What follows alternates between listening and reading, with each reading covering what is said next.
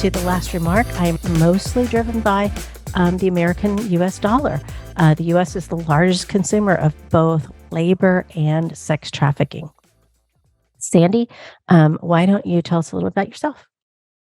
Well, yes. Thank you, Rebecca and Marcus. It is really an honor to be here with y'all today and to address your audience.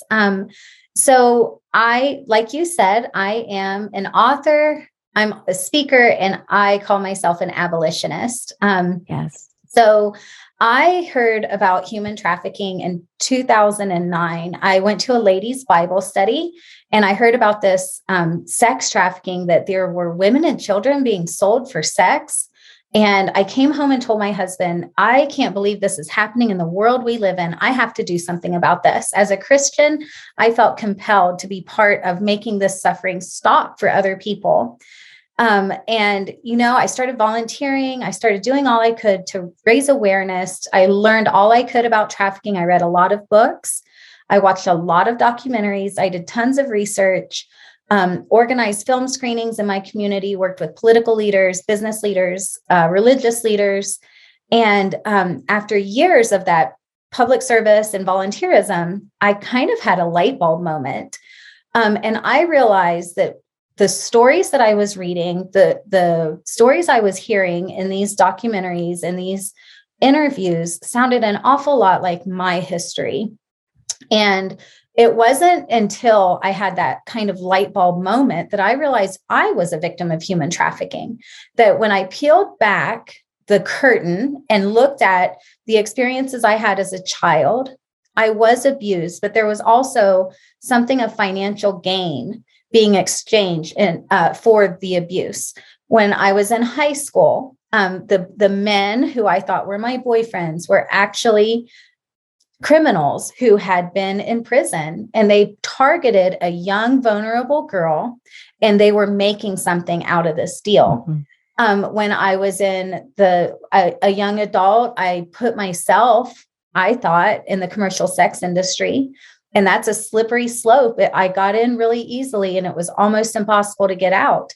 And the managers, the owners of the strip clubs I worked at, the men that would come in there, they were trafficking me. And this all escalated until points in time when I was on the streets and being sold for a nominal amount of money. From one trafficker to another. They had a price on my head to own me. So through all of these experiences, I had compartmentalized. I had just survived the best I could. I had broken free at one point on March 18th of 2004. I got free and I've been free every day since then. So I want the core of my message to be about that hope and about the freedom that I'm living in today. However, once I had that revelation that this was my story, I became even more passionate about doing something to make this crime come to an end. So through a series of events that led me to where I am today with Deliver Fund, I serve currently as the Director of Strategic Impact for Deliver Fund. And we are a private nonprofit intelligence firm. We are solving the problem of human trafficking at scale. And I work with brilliant veterans from the special operations, whether they're Navy SEALs, pararescuemen from the Air Force, intelligence professionals from the NSA, the CIA, the FBI, former law enforcement. And we are literally building technology solutions, putting them in the hands of local law enforcement all over the country and even around the world, so that the cops who are on the front lines of this fight can identify a human trafficker, target them, arrest them, hold them accountable for their crimes, and put them behind bars where they belong. So it's worth it for me to share my story, to be a little vulnerable with your audience, to be a little vulnerable with the law enforcement agents that we work with my team of software developers and technology experts, because what I went through can stop. We can build a world today where that doesn't happen to other people. So I'm very honored to be able to share about the work we're doing with Deliver Fund with you and Marcus, with your audience, Yes. and hopefully gather some awareness about the work that we're doing so that we can get more partners in the fight to end human trafficking. Thank you. Thank you. That's an amazing intro. Super excited to hear more about how we can get involved. But let's take it back. I found it so interesting that you said that it wasn't until you started to join the fight against trafficking that you realized you yourself had been trafficked. That's interesting to me because you would imagine that somebody that was being trafficked would know that. I guess what was it when you were going through it? I guess, for lack of a better phrase, made it feel normal's not the right word, but maybe like this. Maybe you weren't the self-awareness, right? You said the particular day when you realized that you were being trafficked. Like, what about before that moment did you not understand or realize or had a sense of awareness that you were being trafficked? Like, can you maybe elaborate on that a little more? Yeah, Marcus and Rebecca, that's a great question. And I've learned since I've been on this side of that experience that a lot of trafficking victims don't self-identify. Very rarely, actually, will a victim of trafficking self-identify. Mm-hmm. That's why it's so crucial for law enforcement to be trained in how to build camaraderie, how to build rapport with a potential trafficking victim. Mm-hmm. So in order to answer your question about why didn't I identify myself as a trafficking victim after I had went through this over the course of 20 years, let's talk a little bit about what trafficking really is. Okay. Sometimes there's some misconceptions, and some of your audience members might have some of these misconceptions. There's a lot of fluff on social media that says if somebody puts a zip tie on your windshield wiper in a parking lot or draws a little symbol on the back window of your car, if there's a white van parked next to you in the parking lot of a grocery store, those are all signs of human trafficking. And none of those conspiracy theories on social media have been tied to actual human trafficking cases. What human trafficking really looks like is somebody who's in relationship with a vulnerable person, exploiting that person's vulnerabilities for their own financial gain. So in my case, what human trafficking looked like when I was a young child was there was sexual abuse, but it was more than just, and I would never want to minimize somebody who's been abused, but it was more than just somebody sneaking into my room once in my lifetime in the middle of the night. These were rings of people that were involved in business, that were in places of positions of leadership and authority within the community. And they had a secret network, secret handshakes, backroom deals, where they had access to children, and they were using pornography and sexual abuse to exploit children like myself. When I was in high school, what that looked like were men who were in their 30s, who had experience in the criminal justice system. They were already really familiar with what it was like to be a criminal, with how to live that criminal lifestyle. And they saw a young girl, 15, 16, 17 years old, who was damaged goods, who had already been abused, who was already addicted to drugs, who was already having issues with self-esteem and feeling worthless. And so they told me that I was beautiful. They told me that I was desired. They told me that I was valued, and they exploited those vulnerabilities so that they could get more drugs or money. What trafficking looked like when I was in when I was working in the commercial sex industry, as my addictions progressed, as I was more and more trapped in these situations, I didn't know a way out. And it looked like somebody coming in from the outside and saying, "You're in a bad place right now. I can help you. I can get you the money that you need. I can get you the drugs that you need. I can help you stay safe. I can help you with a place to sleep for tonight." And I was so desperate that these people who were abusers, I looked at them like saviors. I looked at them like resources. I looked at them like I owed them my loyalty. I owed them my respect. I owed them the honor of doing what they were asking me to do. Yeah. And at the end of the day, there was somebody in a position of power or authority exploiting my vulnerabilities for their own financial gain. Yeah. Two things That's came to why I mind. didn't notice it. That's why Yeah. I put those two and two together. Two things came to mind while you were saying that. One is, have you ever heard the saying, the devil doesn't come dressed in like a red cloak with, pointy horns. He comes dressed in everything you've ever wanted. And so as you were saying that, that was what I was seeing, hearing was, you were like, I want drugs. I want, and they were like, absolutely, here's everything you've ever wanted. And then the second thing that you mentioned was the self-esteem part. I heard this story probably in my 20s from a friend who at their church, they had a gentleman who was a reformed groomer. And he would go and he would talk to church congregations about how do you protect your kids from ever getting involved, ever getting trapped by a groomer. And the thing that he said, I could ask a girl one question and I would know by her answer whether or not I could get her. And he would prey on girls like in shopping malls. And his one question was, has anybody ever told you how pretty you are? Wow. And he said, and how she responded to that question, if her initial reaction was, stranger danger, she would scream, she would, run away, he would leave those alone. But the girl who would say, do you really think so? He said, I knew without a doubt that I could have her, in my car that night.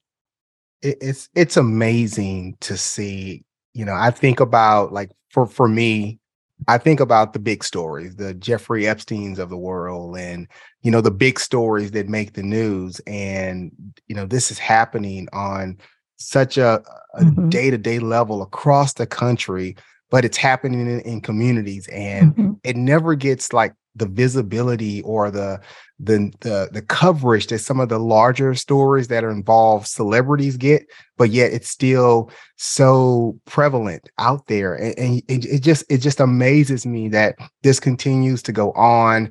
And unless you're like a large celebrity, Jeffrey Epstein or an R. Kelly or someone, that whose name is recognizable and can be tied to that type of behavior or activity, then it just doesn't seem like it makes the front page the way some of the other topics do. Sandy, I have a question for you. Obviously we live in the digital age, right? And, we have children who, since their birth, have had smartphones in their hands, right? They've had access to social media, Instagram, Facebook, and all these other WhatsApp, whatever. What role does social media and just technology in general play? Has it amplified the reach of these individuals from just their communities to broader, areas? And is it making the situation, for lack of a better word, even worse? Is it really, what's the impact? I guess what I'm asking. I think that's a great question, Marcus. And how could we talk about anything that's happening in the modern world without talking about technology, right? It's affecting every single one of our lives. I know I have 2 cell phones right here. I'm on my MacBook. I've got technology all around me all day long.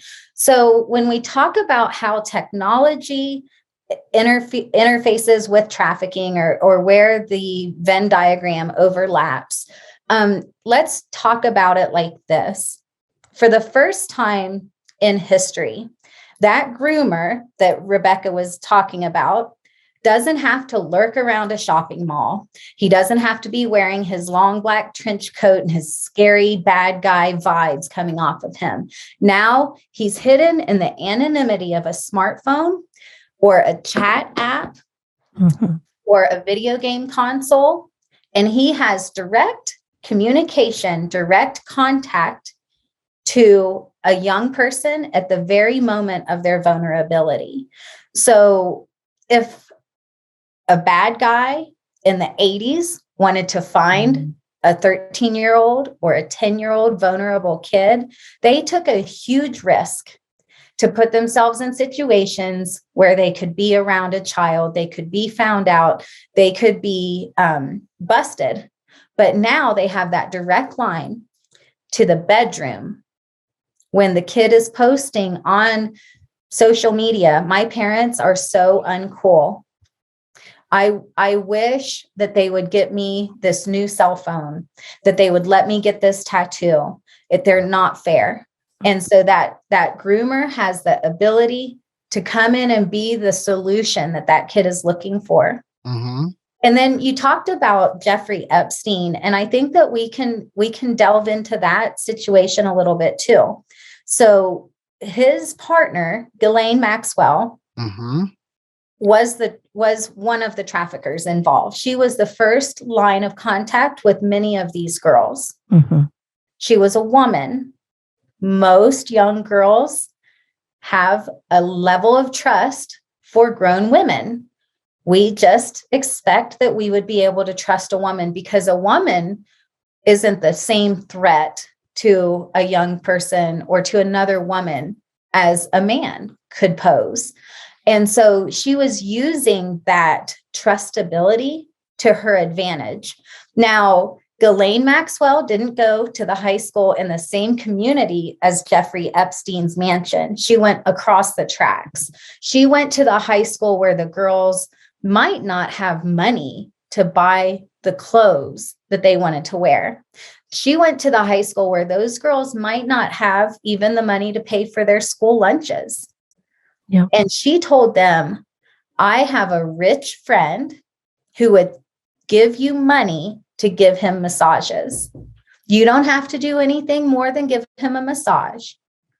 And she would take them across the tracks to a fancy mansion. These girls have never been in a mansion before. They would be surrounded with luxury. They would be surrounded by all of the things that are otherwise unattainable to them. And they're told, you can have all of this. You can have anything that you want from this place. All you have to do is give this man a massage. All you have to do is go be alone in a room with a naked man who's going to tell you what to do. What 14-year-old, whether they're from the good part of town or the bad part of town, whether they were raised with a silver spoon in their mouth or digging in a trash can to find their next meal, what 14-year-old has the cognitive ability to navigate that situation? Mm-hmm. So when somebody in their vulnerable years has been targeted and groomed by a master manipulator, by somebody who's motivated to make money, the motivation that's behind the trafficker will cause them to really kind of come under a spell. These young girls and boys, these vulnerable people, don't have the defenses. They don't know how to navigate these situations. And so the traffickers take advantage of people in those situations. And they're going to use any tool that they can. If they have to walk into the mall, they'll walk into the mall. But it's a lot easier to do it with anonymity behind a cell phone.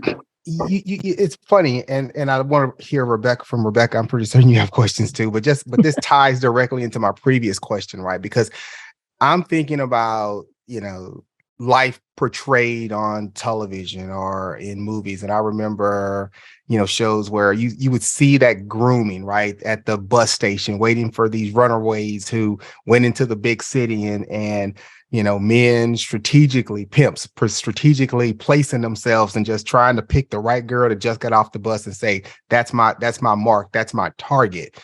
And in most cases, these young ladies, these women are disenfranchised, they're financially destitute, they don't have really any options whatsoever and don't even know where they're going to sleep for the night. So it's easy pickings. But kind of going back to the fact that technology and cell phones and apps have just incrementally broadened that reach, it's not the disadvantaged young girls that are being impacted, right? It's girls that are coming from upper middle class communities that are also, because again, if they don't have that, they have that sense of insecurity or they're feeling like, hey, I don't get what I'm looking for from my pet, my family, whatever. They're easy targets, right? And it doesn't matter what their zip code is. I mean, am I off base on this, or is that fundamentally or directionally accurate? You are spitting some facts. I'm telling you. So when you think about a vulnerability, it could be poverty. A vulnerability could be an underlying drug addiction, but a vulnerability could just be youth. I mean, what 14-year-old girl has high self-esteem? Yeah. There's always going to be a day where she got picked on at school, or she didn't get the part for the play that she tried out for, something that lowers her self-esteem. And if a trafficker has an ability to connect with her in that moment of vulnerability, it doesn't matter how she was raised or what her experiences were up until that point. You're talking about somebody who's willing to take that risk, because right now, unfortunately, until Deliver Fund is successful with the work that we're doing, and believe me, we're working at it every day to be more successful. But until we have more law enforcement trained in how to actually proactively target these traffickers and stop them from committing the crimes before they exploit somebody, right now, it's a pretty low risk, high reward opportunity for a criminal. So they know that if they talk, it's a business, it's a numbers game. It's like a business for them, right? They know, I want to make this X amount of dollars. And if I have this amount of victims that are bringing in this quota a piece a day, then I'm going to reach my financial goals. So they look at it like slavery. They look at it like they are targeting little ATMs that they're going to put to work all over town. And they're going to use technology to set up the appointments, to schedule the appointments with the buyers. They're going to use technology to take money for the services provided by these victims. They're going to use technology to market. They're using technology just like we use technology for our legitimate businesses. The traffickers are using technology as well. Wow. So what they might be doing on social media is presenting themselves as somebody who's got a lot of money, who's got a lot of fans. And that's going to be attractive to one of these young people. And society is grooming the children for us anyway. There's such a sexualization going on with young people right now. And things that used to be taboo and used to be off limits and that we used to not talk about in polite society are now, that's not even shocking anymore. Right. And so kids are growing up in this world where they don't even really know how to respect their own bodies. They don't even know how to really protect themselves from being sexualized, because everything that's coming at them in society is based on sexuality, is based on sexualization. So it's like we have this huge fight that we're up against. We're fighting not only the bad guys and the bad girls, like the Ghislaine Maxwell's of the world and the other women who would be willing to participate in exploiting a vulnerable person, but we're fighting culture itself to say, we're going to raise the standard. We're going to make sure that the kids that are under our care, the vulnerable people, the marginalized people, we're going to build a world where they're protected, where they're not going to be turned into a product to be bought and sold on an illicit marketplace. Rebecca, do you have a question? Because I me, I'm burning up right now. You know what? I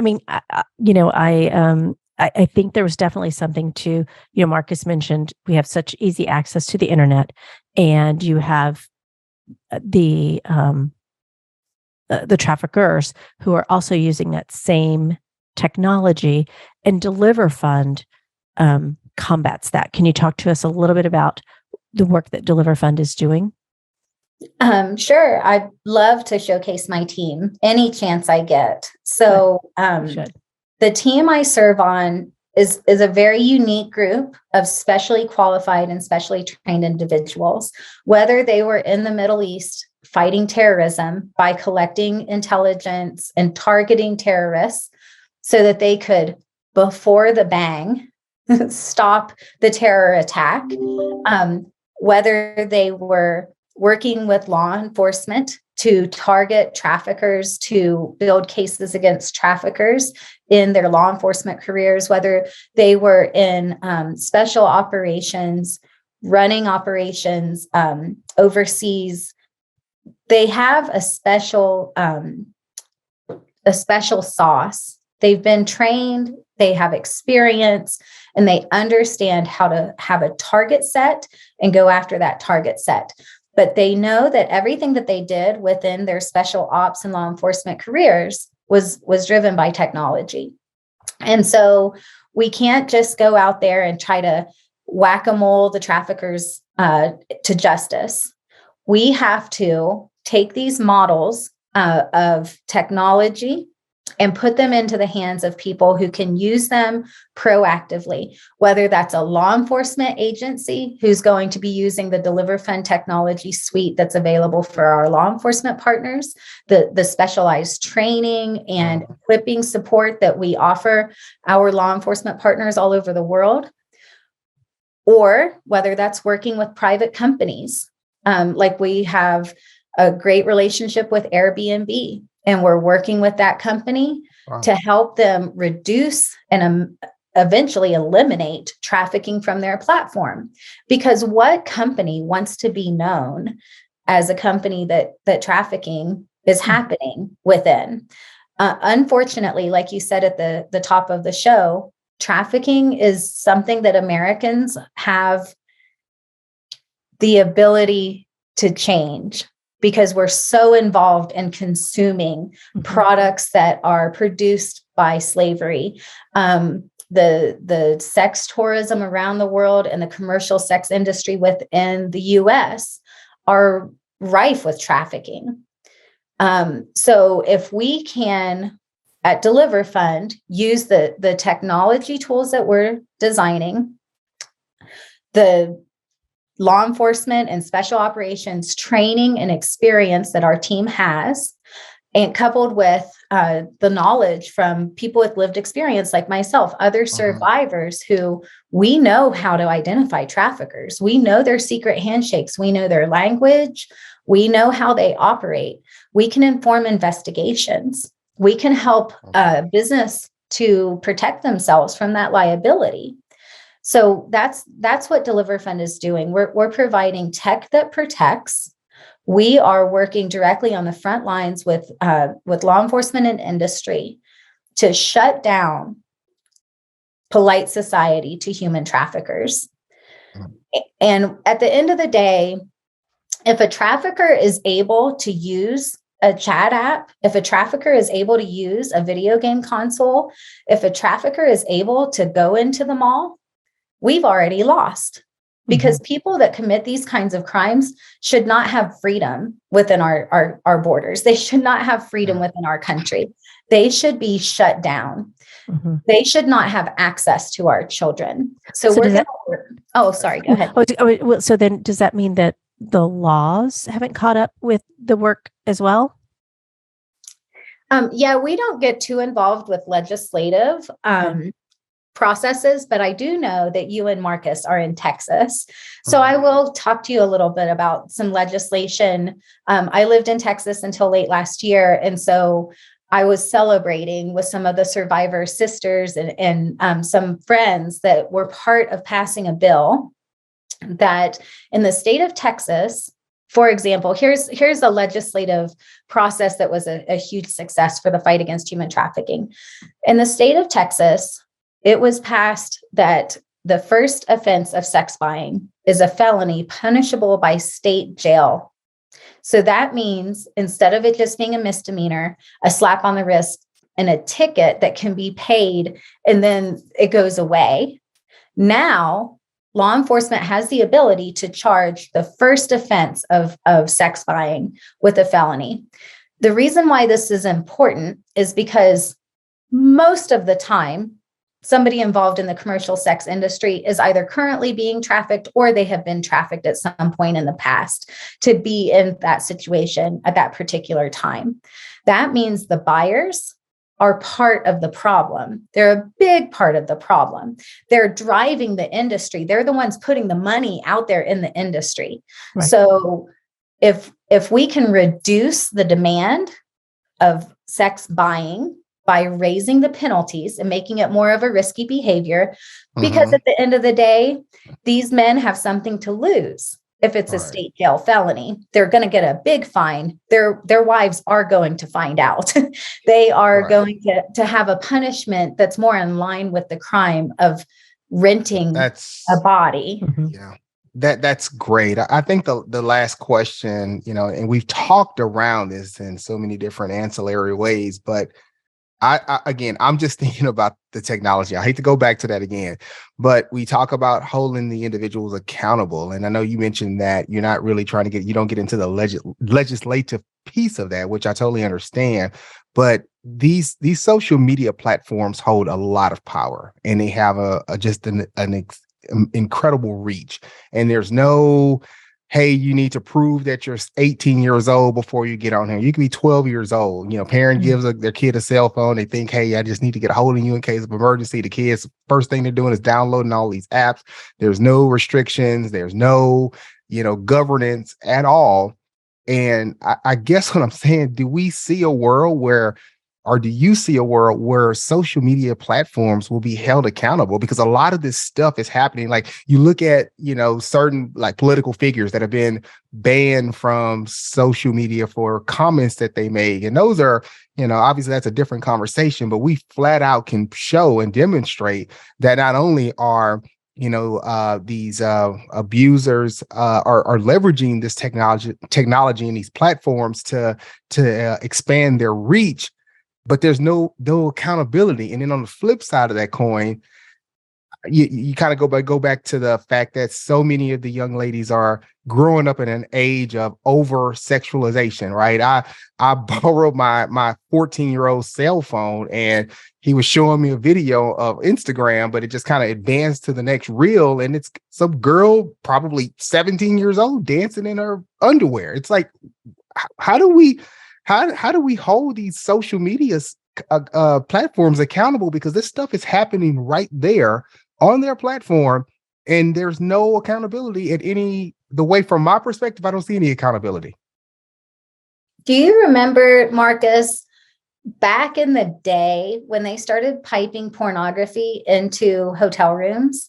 And if you didn't want it on your TV, you had to go to the front desk and be like, can you please turn that off? Because I don't want to be tempted, or I don't want to support that industry. I don't want to have that in my room.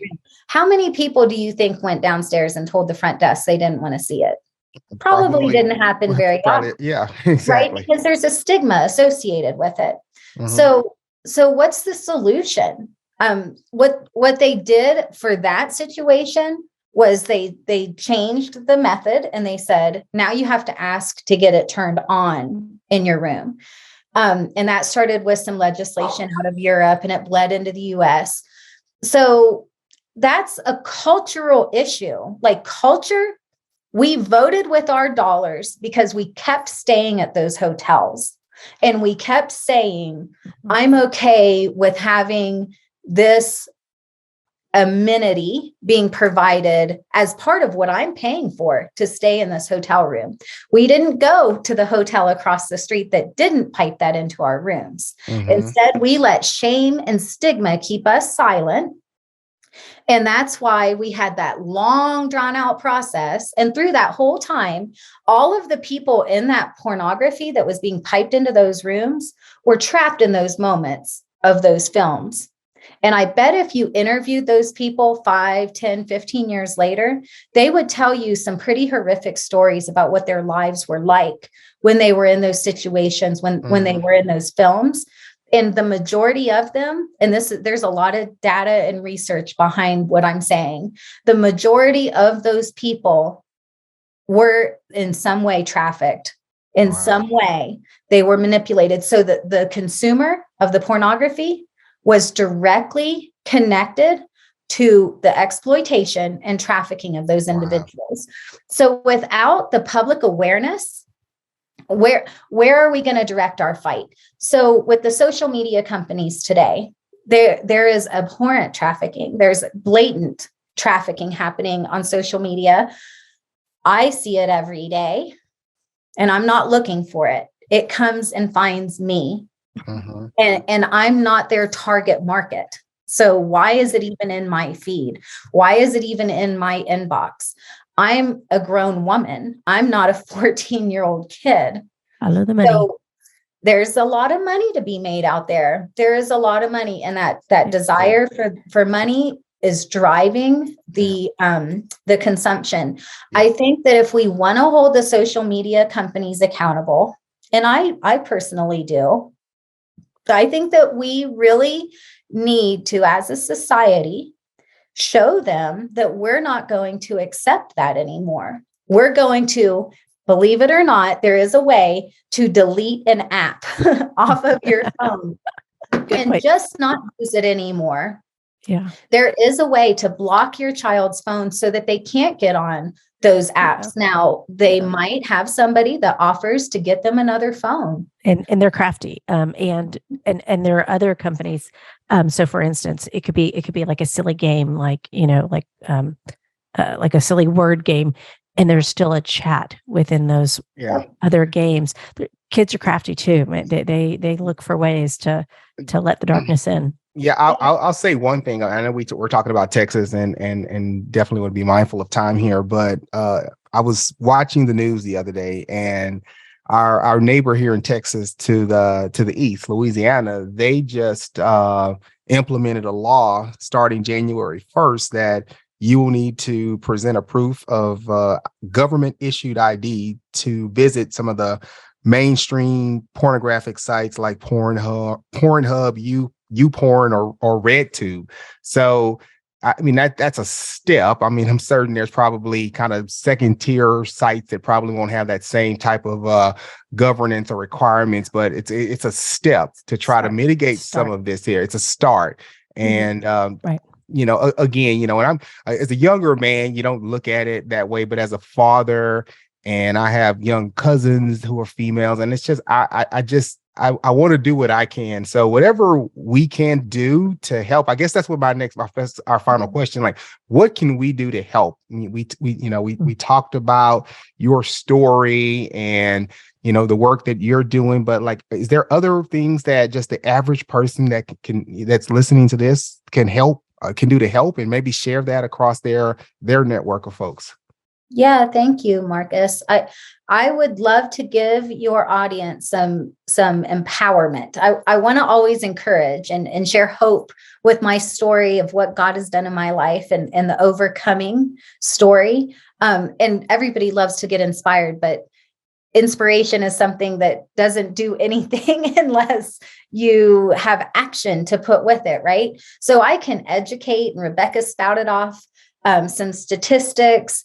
I can spout off statistics all day long, and that's good to be educated. But until there's actual empowerment, until there are some action steps that people can take, we're not going to see a difference made. Now, Louisiana took some action.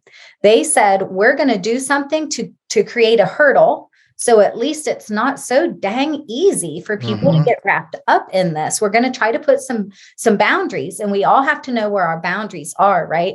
So I think that a good thing for just a common everyday person to do is to take the time to get educated so that you can actually understand the problem and you're not part of it anymore. So you can remove yourself from those situations. We have a great blog on deliverfund.org. You can search for ways to talk to your kids and age-appropriate conversations about human trafficking. Yeah. There's tons of stats and facts and figures on our blog. If somebody really wanted to take the next step after they were educated and start to share some of that information in an effective way, we have tools on our website as well to do that. We have kits that make it really easy. We have something called the Advocate that makes it really easy to share one-on-one with people with brochures and fact sheets and things like that. You can tack them up at your local coffee shop on the bulletin board to make other people aware in your community. And we also have some toolkits for social media. So you can share things in PDF form or on social media graphics. That's amazing. We have our social media at Deliver Fund, my social media at Author Sandy Storm. I'm just putting information out there, telling the truth about trafficking every single day. So helping us to get more reach and share that information. But if somebody really wanted to like move the needle in the fight, if somebody really wanted to do something to make a difference that's going to be lasting, if they fund the work that we're doing, and I didn't take this opportunity to be with y'all to ask for money, but you will see your desires for the world that you want to live in reflected in how you make decisions about your finances. Absolutely. And if you don't want human trafficking happening in your community anymore, then partner with Deliver Fund so that we can train the law enforcement in your community, so that we can work with the businesses in your community so that they shut down access to human traffickers. So donating, whether it's $1 or somebody can write a $10,000 check or a 6-figure, a 7-figure check, every single dime that they donate to our organization is going directly to fund the fight to end human trafficking. Right. So another way to get educated, I wrote books about my experience. And if you want to read a story, a real survivor story, you can get my books, and they're available on the Deliver Fund website as well, or at Amazon or on your iPad, like Rebecca is showing. So, I mean, you're supporting me as a survivor by doing that, by getting books written by a survivor, but you're also teaching yourself what trafficking really is so that you can protect your own kids. Yes. I have one last question myself. When we talk about trafficking, most people automatically go to sex trafficking, and they forget that labor trafficking is also, really prevalent as well. And we participated without knowing that we do so. Do you want to talk to us a little bit about what you know about that as well? Sure. Siddharth Kara is a brilliant man, a great author. His book, Sex Trafficking, that came out, I think it's been a couple decades ago, really lit a fire in me. I learned a lot from his research. And I just listened to an interview he did. And one of my next books queued up to read is his book called Cobalt Red. And it's about the cobalt industry. Everything that we have that has a rechargeable battery, from EV cars to cell phones to laptops, has cobalt.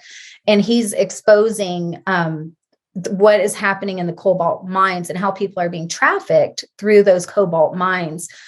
So we are consumers of labor trafficking. Things like fruits and vegetables, you wouldn't think, but they are often, labor trafficking is often used. Fast fashion is a big user of labor trafficking. So if you really think about how did they get a blouse that's only $5, you got to put the math together and think about how did that price get so low? Who was exploited along the lines? Were they paid a fair wage? Were they exposed to hazardous chemicals or dyes? What does their community look like? The goods and items that we buy from overseas, do they have the same kind of regulations on environmental controls to protect these communities as what we do in the US? And if not, why not? And why would we want to do business with a company? Because every time we buy something, we are doing business. We are voting with our dollar. Why would we want to support that business just so that we can get a good deal at the expense of somebody else being enslaved?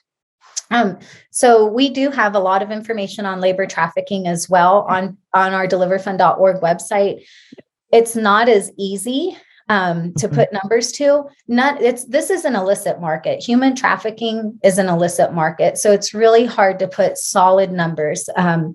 The figures you quoted at the top of the show were from a few years ago. So there's a new estimate now. I think the latest estimate is 45 million people are enslaved. That's almost double. Wow. It's almost double. And And we're seeing those numbers grow, those estimates grow every year because of the demand for cheap goods. Yeah. So if we can become aware of what we're actually funding when we make a purchase, and just make a purchase that's fair trade instead. Like coffee is a great example. Coffee and chocolate are two crops that have the most trafficking involved in their harvest and production. So what Deliver Fund has done is we created a coffee company. It's called Thrivers Coffee. You can go to thriverscoffee.com and you can buy coffee that not only do we know that there is no trafficking or slavery anywhere in the line from when it's put in the ground, when it's roasted, nowhere is there any trafficking involved, but also every purchase helps to fund the fight to end human trafficking. It directly impacts survivors like me. So those are choices that we can make every day. Instead of buying the coffee that's cheap and convenient, maybe that's involving slavery somewhere in their product line, you can buy it from Deliver Fund, Thrivers Coffee. Oh, that's great. And you don't have to worry about that. Intentionality. I love that. I love that. Being very intentional with where you spend your money, how you invest in people and resources. I love all this. Thank you so much, Sandy. I'll give you my last remark today, and that is, number one, I'm just grateful that you made it through your personal situation. I am grateful that you are here today to share that story so that others can learn from it. And the work you're doing is amazing. And I honestly just pray that God protects your mental health, that you stay healthy in this fight until your dying breath, girl. That is just amazing. Marcus? My last remark is I'm still just in awe. I'm amazed. I'm in awe in terms of just the fact of just how large of a problem is systemic. It still is and prevalent, but I'm also thankful that we have people like yourselves, Sandy, that are on the front lines fighting this fight and driving and working to stand up, implement or change that will hopefully impact and reduce these numbers. I mean, again, it's a monster of a war, but every journey starts with one step, and the work that you're doing with Deliver Fund is fantastic. We will definitely use our platform to expand that reach to our audience, and anything that we can do to support you. We'd love to have you back at a different date to kind of talk through it. I mean, again, this is kind of one of our first episodes, but to have someone like yourself here to talk about such an important topic, it's just been really great. And remember, everyone, you can learn more about Deliver Fund at deliverfund.org. Also, author.sandystorm.com, and on most of the platforms at Deliver Fund or at Author Sandy Storm. So, with that said, Rebecca, any final words? No, just super grateful. Leaving here encouraged that when we unite in this battle, we can absolutely make some changes. Thank you. All right, everyone. Well, thank you for listening in, and be sure to look at our Instagram page as well as our YouTube channel for this episode and for more information on our next podcast. On behalf of Rebecca and thanking Sandy Storm, I'm Marcus Jewett. Have a great day. Peace. Bye, everyone. Thank you. God bless you. God bless.